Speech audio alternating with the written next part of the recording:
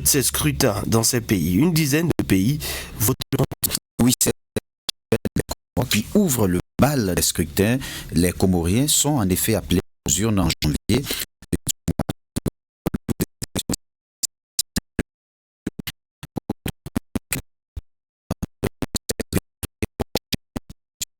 Sous la bannière de l'opposition des Comores avait boycotté les législatives en Azali Assoumani. Au Gabon aussi, dans moins de 3 mois, le pays se rendra aux urnes pour élire son nouveau président, tournant ainsi la page d'une transition militaire. L'annonce a été faite ce mercredi 22 janvier 2025 en Conseil des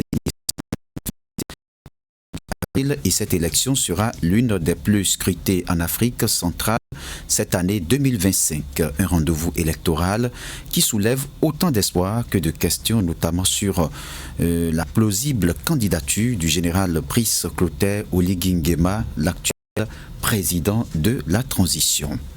Au Burundi, le 5 juin, le pays vote pour des élections législatives communautaires. Elles seront suivies des élections sénatoriales le 26 après l'arrivée au pouvoir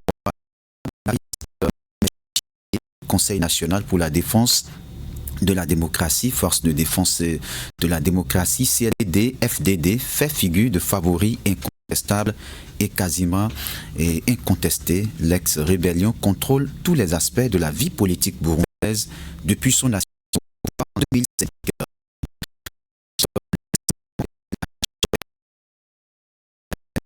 Durant l'année 2025, même si les à propos de ces élections sont encore extrêmement parcellaires. En effet, alors que les parlementaires sont élus pour une durée de 5 ans, les dernières élections se sont tenues en 2020, respectivement en août et septembre pour la Chambre haute et octobre et novembre pour la Chambre basse. Mais aucune communication officielle à ce sujet n'a encore été rendue publique dans cette élection. Une majorité confortable au président de la République, Abdel Fattah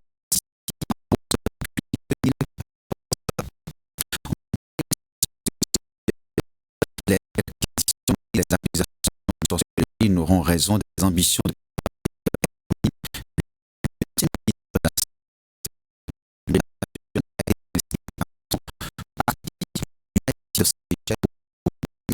de l'arche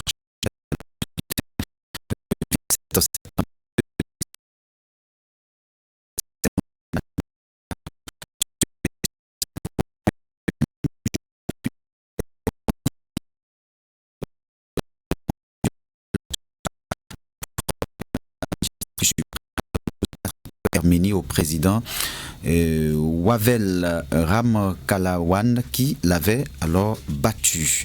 En Tanzanie, on parle aussi élection, on parle de l'élection présidentielle prévue pour octobre 2025. Le nom du concurrent à la présidente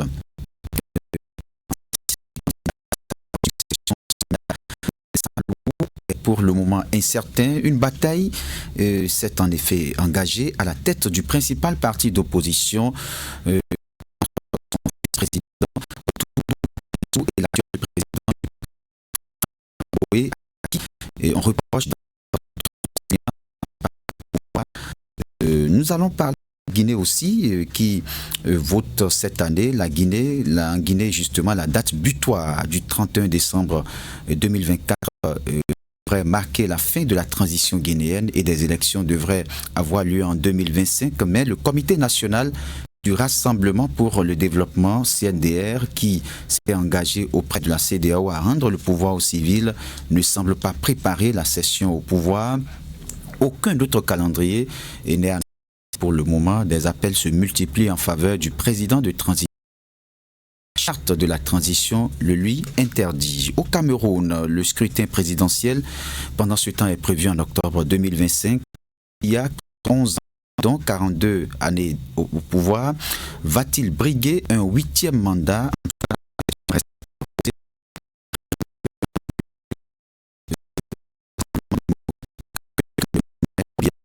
et selon les statuts du parti, son candidat naturel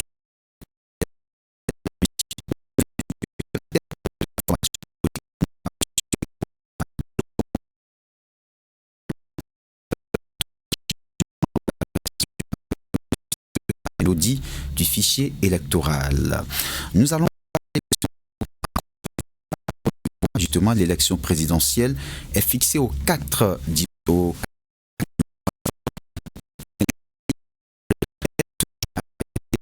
l'exercice Alassane Ouattara sur une éventuelle candidature de personnalité contre le poste parmi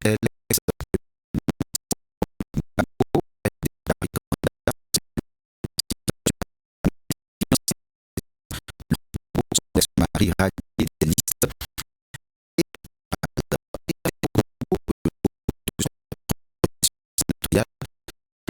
et étapes relatives à la mise en place de la nouvelle constitution controversée. Elles sont prévues pour le 2 février prochain. Lors de ce scrutin indirect, ce sont à savoir des conseillers municipaux et régionaux qui éliront les 2 tiers des 61 sénateurs. Le dernier tiers sera nommé par le prochain président du conseil, fonction qui concentrera le pouvoir exécutif, donc qui tient lieu de président de la République. Voilà, c'est une année électorale sur le continent et elle sera mouvementée. Merci à